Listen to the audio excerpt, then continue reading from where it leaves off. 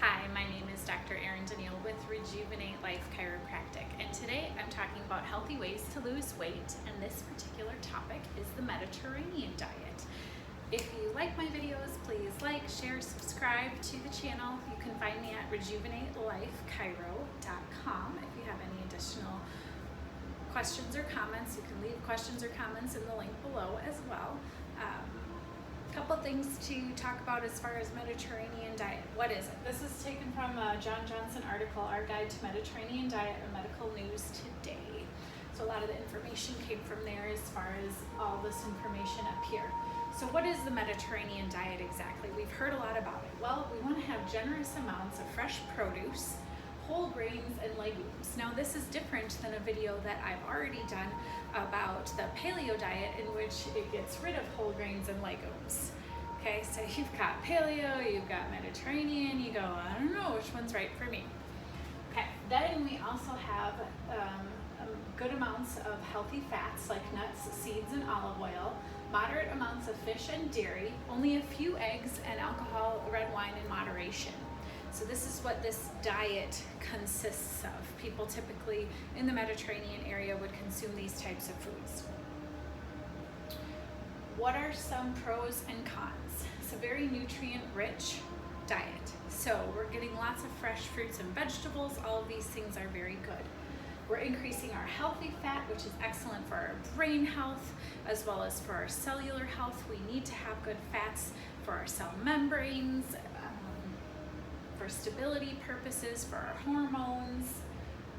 Now, the traditional preparation of legumes may have been different for ancestors in the Mediterranean. So for example, grains may have been soaked first. This will help the digestive factor.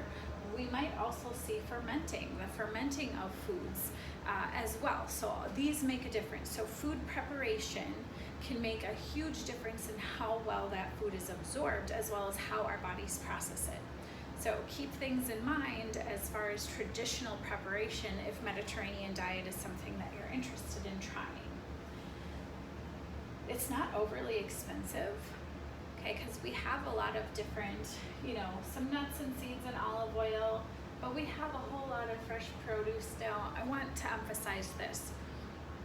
Even if a healthful diet, meaning what we eat, can be more expensive, in the long run it's less expensive from a preventative standpoint of preventing disease. We may never actually notice the difference in our pocketbook, but we can notice the difference between where we're at as far as health-wise compared to where someone else is at and their cost, right, of what cost does diabetes have, what cost does heart disease have. There's lots of costs associated. So things to keep in mind when I'm talking expense. So we can also think what we're doing now compared to long term. Other countries spend a lot more money on food than we do in the United States. However, think about maybe we just won't eat out 2 times this month and put that investment into something else. Do something else when you're going to, instead of eating out, well, maybe you make a picnic. Maybe it's a nice walk at night, under the sunset. Maybe it's buying a bottle of wine and taking it and enjoying the moonlight together instead of just a traditional movie and dinner night. Lots of things we can alter in our lifestyle to make the cost compare. These are smaller changes to a diet because we're still consuming some of the foods that we're used to consuming. Okay, so it's easier when we're not making these huge dramatic changes. This is maybe a good segue, or maybe this is really great because it's sustainable for life, and we go back to basics. It's easier to adapt at parties and different functions if we're eating a Mediterranean style, maybe not the barbecues with brats and pulled pork and all of that, because it really does not do a lot of red meat or even white meat. So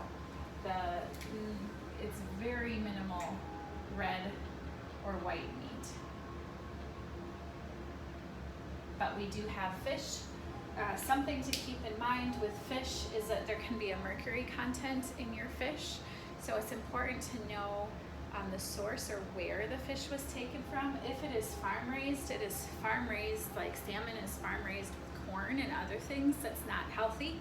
The cold water has the healthier fats because the fish are colder. They produce more fat to stay warm. So we need to have a high quality fish if we are going to eat fish. You can't just skimp out and go the cheap route. Okay, when it comes to fish, because we can have a lot of things in there we don't want, or that wouldn't make it really any different than us eating, just regular, normal raised beef. Other cons: when and how much to eat, again, is not listed. How often? Snacking. We're making a lot of really good changes to the diet, yet not as much guidance that way either. Lectins for people may be an issue. I talked about this in the last video on paleo, and I will get to Dr. Gundry's plant paradox / longevity paradox diet. But we may be able to just pressure cook some of these whole grains or legumes to make them digest better. So for people who are having problems with gluten, you could still do this, but maybe you just do more whole grains like oats or quinoa. If you're still having problems with those kinds of things, then my next recommendation is to either do an elimination diet and or go to something more strict like a plant paradox diet. You would still want to have non-GMO or organic.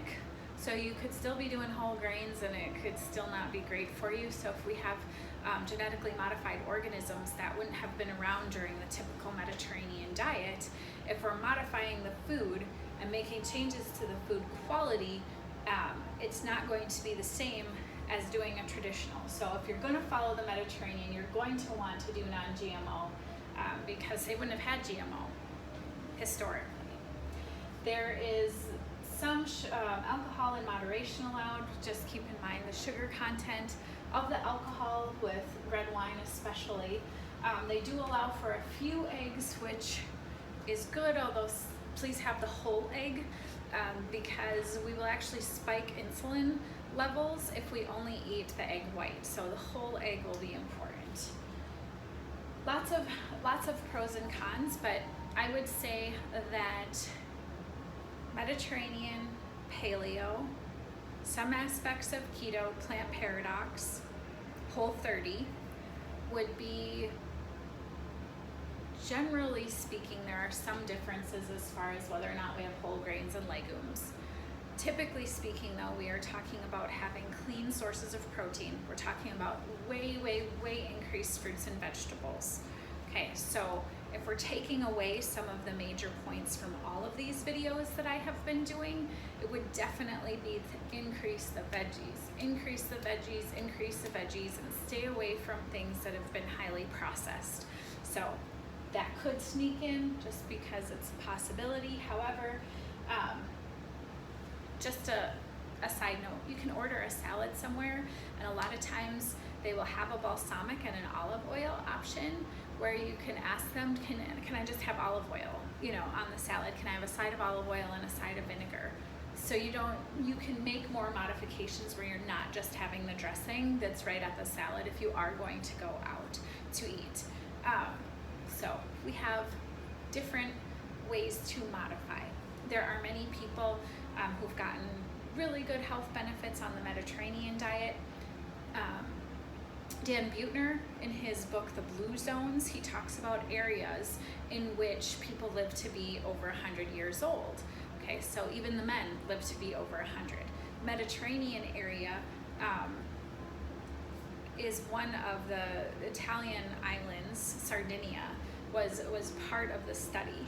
And what they found, they actually had alcohol, they had red wine pretty much every day, but they were up and moving, they were eating things of the earth, and they tend to be very high in plant-based diets. They did have some meat, but it was limited, and it was usually a small amount. So a lot of people have been surviving for different years with the whole grains, legumes, and other things like that, the fresh fruits and vegetables to make the bulk of their meal. What I will say is that the traditional, not our traditional, but in past traditional preparation is going to be one of the areas that it differs. So if you are going to consider Mediterranean, please, please, please look up more information on how foods would traditionally be prepared, because this makes a difference. If they're soaked, it makes a difference on our ability to digest it. Okay, having the right amount of microbes in our body so it can help us with our digestion is important. So especially when we're doing all of these diets with, you know, all this increased fruits and vegetables, we are also going to want to increase our probiotic foods that would be fermented, like cabbage. So for sauerkraut, kimchi, kombucha, kefir, and the list you could have, there's more ways to do it. Okay, so again, these are my healthy ways to lose weight. This is the Mediterranean diet, pros and cons. I'm Dr. Erin Denil with Rejuvenate Life Chiropractic. Like, share, subscribe, go and visit rejuvenatelifechiro.com, ask questions, and I hope you have an absolutely fabulous rest of your day.